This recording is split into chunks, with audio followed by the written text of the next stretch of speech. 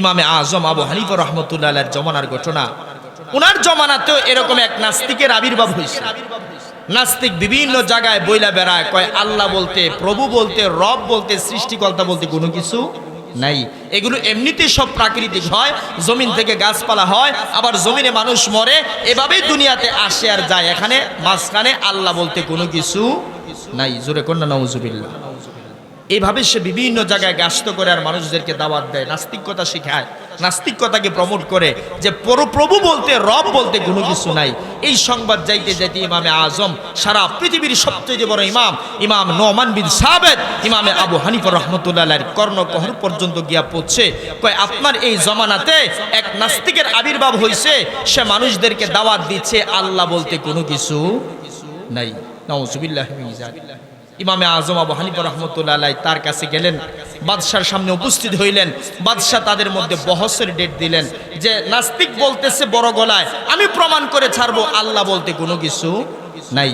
ইমামে আজম আবু হানিফা রহমতুল্লাহ আলাইহি বলেন, আমি প্রমাণ করে ছাড়বো আল্লাহ আছেন এবং তিনি একজন, তার সাথে কোনো শরীক নাই। ঘটনা কিভাবে হবে?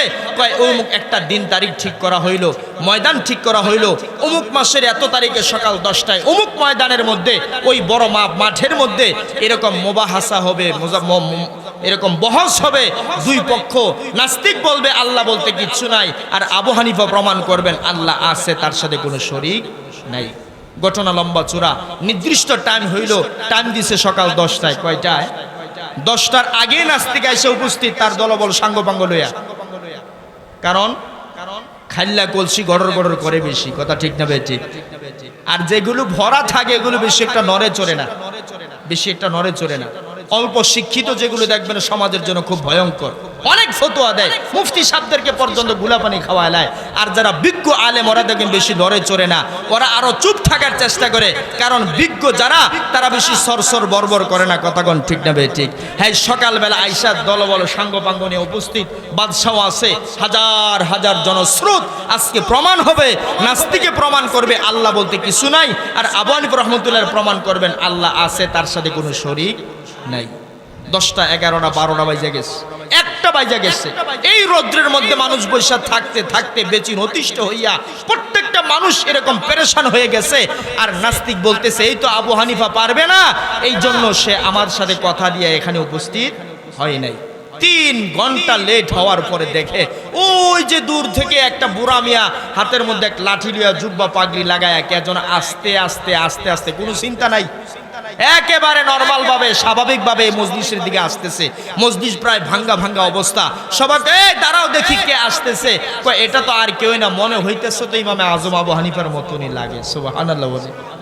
3 ঘন্টা পরে আসার পরে নাস্তিক খুব চিল্লা ফাল্লা করে বলতেছে, এই তার সাথে আমি কি বহস করব, যার কথা কাজেই মিল নাই। সময় দিছে সে নিজের মুখে 10টা, আসছে দুপুর 1টায়। 3 ঘন্টা পরে যে আসতে পারে, যার কথার কাজের মধ্যে মিল থাকে না, এমন ব্যক্তির সাথে আমি বহস করতে চাই না।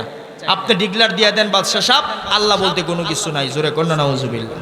মজলিসের সবাই তার পক্ষে হ হ হ।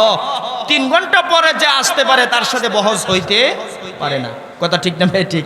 আপনারা করিমগঞ্জের বাসে এটাই বলতেন যে হুজুর সময় দিল 10টায়, আসছে 3টায় বা 1টায়, এত পরে যে আসছে তার সাথে কোনো বহস হইতে পারে না। ইমামে আজম আবু হানিফা রাহমাতুল্লাহ আলাইহি বলে, আচ্ছা বহস কইরেন না, ঠিক আছে, বাকি আমার আসতে দেরি হয়েছে কেন, কমপক্ষে এই কথাটা তো একটু শুনে যাবেন, কথা ঠিক না ভাই ঠিক? কথায় যুক্তি আছে না নাই? বহস করেন না, কিন্তু 3 ঘন্টা পরে কেন আসছি এই কারণটুকু অন্তত যাই না, চলে যান। সুবহানাল্লাহ।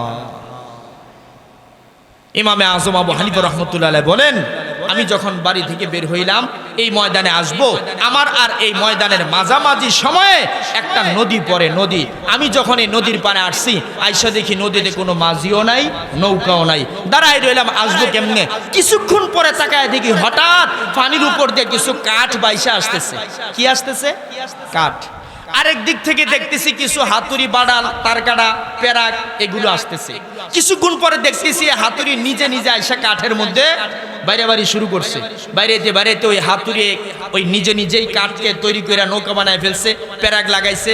এরপরে দেখি কোত্থেকে একটা ইঞ্জিন আসছে, ইঞ্জিন আইসা নিজে নৌকার মধ্যে লাগছে, লাগে এখন নৌকা আমার ডাকতেছে, আবু হানিফা আসো আসো আমার মধ্যে উঠো, আমি তোমাকে ওই পারে উঠাই দিব। তো নৌকায় যখন ডাকতেছে, তো আমি আবু হানিফা নৌকার মধ্যে উঠছি, আর নৌকায় আমার এই পারে নিয়ে আসছে। এই যে এতক্ষণ নৌকা নিজে তৈরি হইতে অনেক সময় লাগছে, প্যারাগ লাগছে, হাতুড়া বাড়ালে কাজ করছে, এরপরে ইঞ্জিন আসছে, আইসা আমারে পার করছে। এত কিছুর কারণে আমার এখানে আসতে 3 ঘন্টা দেরি হয়ে গেছে। নাস্তিক কয় এতদিন তো আবু হানিফারে বড় শিক্ষিত মনে করতাম, জ্ঞানী মনে করতাম, আজকে তো দেখতেছি এটা আস্থা একটা মেন্টাল, এটা পুরাই পাগল হয়ে গেছে। কথা কোন ঠিক না ঠিক? এই পুরা মজলিসের মানুষ জীবনে কোনোদিন শুনছেন কাঠের নিজে নৌকা তৈরি হইতে পারে?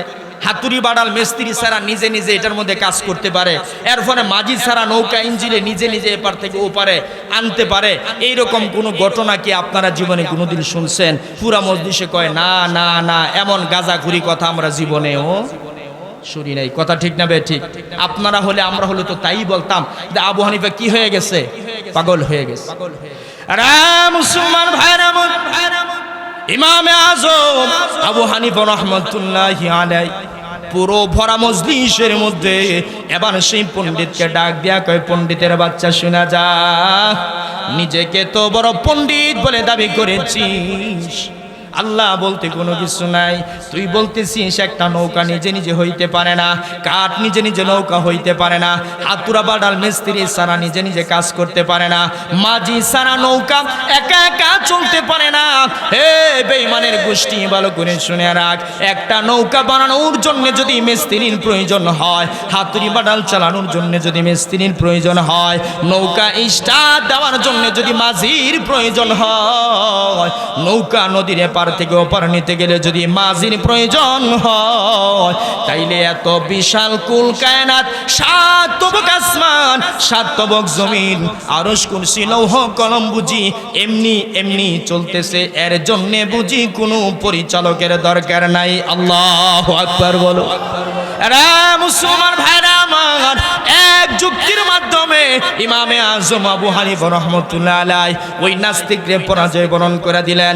পুরো মজমার হাজার মানুষজন যারা সেই আদর্শে ছিল, তারা বুঝা ফেলাইছে একটা নৌকার জন্য যদি মাঝির দরকার হয়, একটা বিল্ডিং বানানোর জন্য যদি শত মিস্ত্রির প্রয়োজন হয়, তাহলে কুল কায়নাতের আসমান জমিনটা এমনিতে হয় নাই। অবশ্যই এইগুলোর জন্য কোন না কোন প্রভু আছে, আর তিনি হইলেন আহাদ, তিনি হইলেন এক ও দ্বিতীয়। জোরে কোন সুবহানাল্লাহ। শত হাজার মানুষেরা সেদিন আবু হানিফা রাহমাতুল্লাহি আলাইহির হাতে কালিমা পয়রা তওবা কইরা নতুন করে মুসলমান হয়ে গেছে।